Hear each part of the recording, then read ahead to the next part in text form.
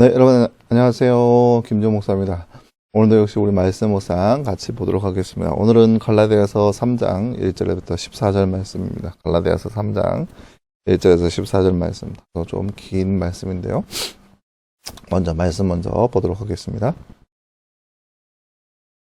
어리석은 갈라디아 사람들아, 예수 그리스도께서 십자가에 못 박히신 것이 너희의 눈앞에 밝히 드러나 있는데 누가 너희를 미혹하였느냐? 나는 너희에게서 다만 이것을 알고 싶다. 너희가 율법의 행위로 성령을 받았느냐? 아니면 듣고 믿음으로 성령을 받았느냐? 너희가 그렇게도 어리석으냐? 성령으로 시작하였다가 이제는 육체로 마치려 하느냐? 너희가 이같이 많은 것들을 헛되이 경험하였단 말이냐? 정말로 헛된 일이었느냐? 너희에게 성령을 주시고 너희 가운데서 능력을 행하시는 분께서 너희의 율법의 행위로 그렇게 하시느냐? 아니면 너희의 듣고 믿음으로 그렇게 하시느냐?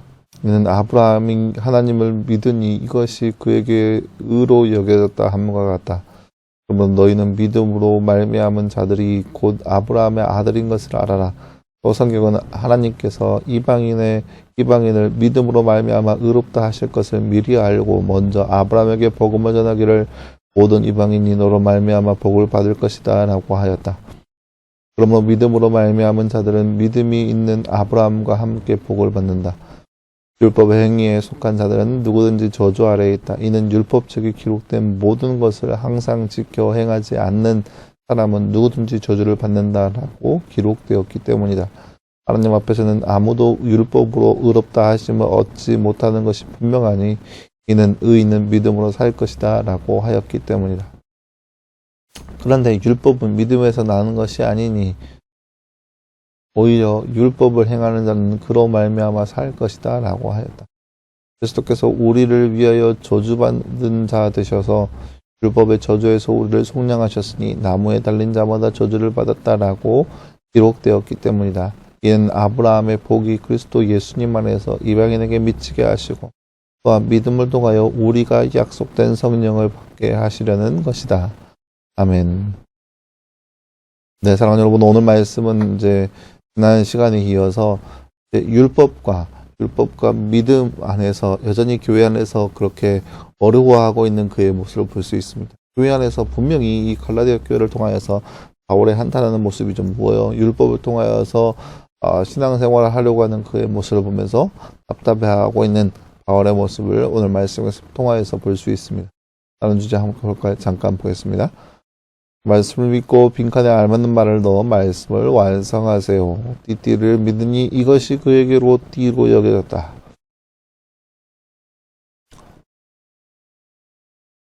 짧게 나오니까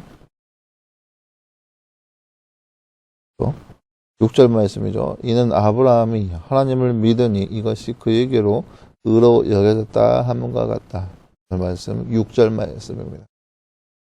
그리스도께서 우리를 위하여 저주받은 자 되셔서 무엇의 저주에서 우리를 속량하셨나요? 바로 율법의 저주에서 우리를 속량하여 주셨습니다.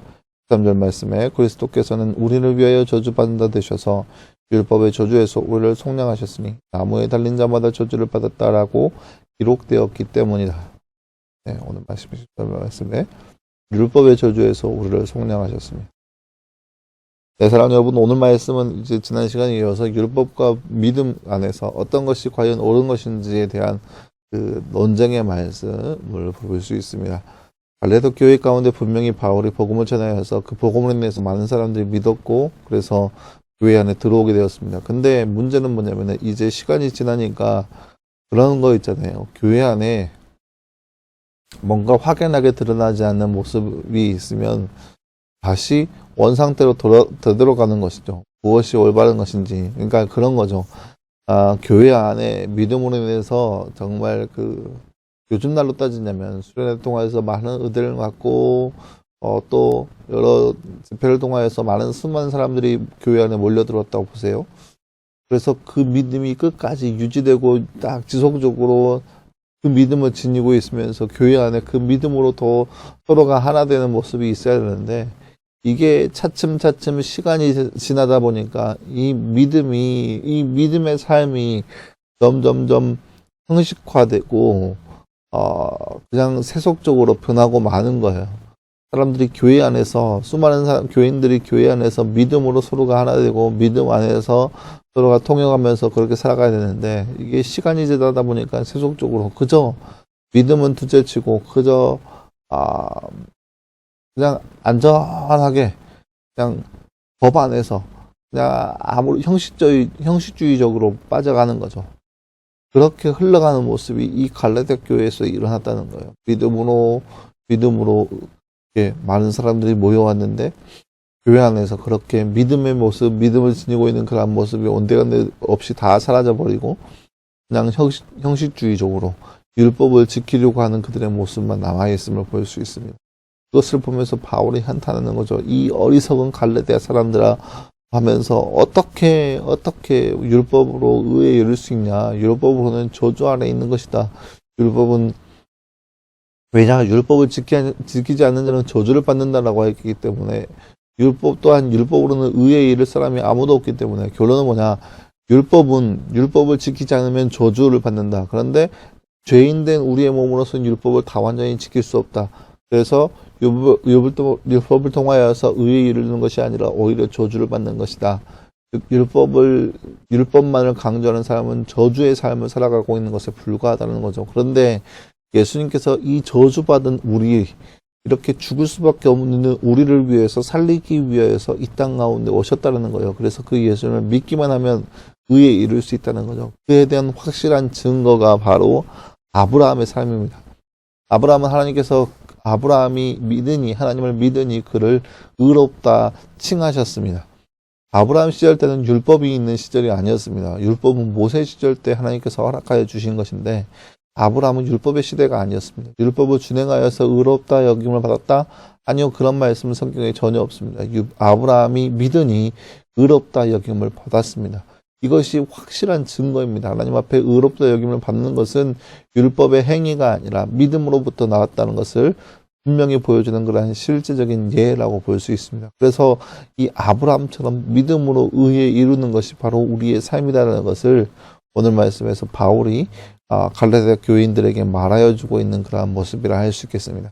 사랑하는 여러분, 오늘 말씀처럼 우리도 역시 이 땅 가운데 살아가면서 믿음을 지니고 살아갈 수 있는 우리의 존재가 되기를 원합니다. 교회 안에서 형식으로 치우쳐져서 형식적으로 뭐 했다고 예배 참석했다고 그러면 내가 적어도 예배 참석했다 말씀 묵상했다 그런 걸 통해서 내가 이런 사람이라고 하는 그런 보상의식에서 벗어나서 믿음 안에서 오직 믿음으로 하나님과 더욱더 찾아가고 하나님을 더욱더 찾으며 하나님 은혜 안에서 의롭다 여김을 받는 삶, 그러한 삶을 살아갈 수 있는 바로 저와 여러분의 삶이 되기를 간절히 소망합니다. 함께 기도하겠습니다. 사랑하는 하나님 감사합니다. 주님, 오늘 말씀에서 우리는 갈라디아 교인들에게 호소하고 있는 바울의 모습을 함께 살펴보았습니다. 바로 의에 이루는 것은 율법의 행위가 아니라 바로 예수 그리스도를 믿는 믿음 안에서 이루어진다는 것을 우리가 말씀을 통해서 바라보았습니다. 이 시대에 살아가는 우리의 삶에도 형식적으로 치우쳐져 있는 우리의 신앙생활이 아니라 오직 그리스도를 믿는 믿음 안에 살아갈 수 있는 우리의 모습 되게 하시고, 그래서 그 믿음을 통하여서 우리가 이 땅 가운데 살아가는 동안에 의에 이를 수 있는 그러한 삶이 바로 우리의 삶 될 수 있도록 주께서 역사하여 주시옵소서. 이 모든 말씀 감사드리며 살아계신 예수님의 이름으로 기도하셨습니다. 아멘. 네, 사랑하는 여러분, 오늘도 말씀 묵상을 통하여서 더욱더 하나님을 알아갈 수 있는 저와 여러분 되기를 간절히 소망합니다. 오늘 하루도 그렇게 말씀으로 늘 승리하는 삶을 살아가는 저와 여러분의 삶이 되기를 간절히 소망합니다. 여러분 수고했고요. 내일도 역시 우리 말씀 묵상으로 함께 찾아보도록 하겠습니다. 여러분 수고했습니다.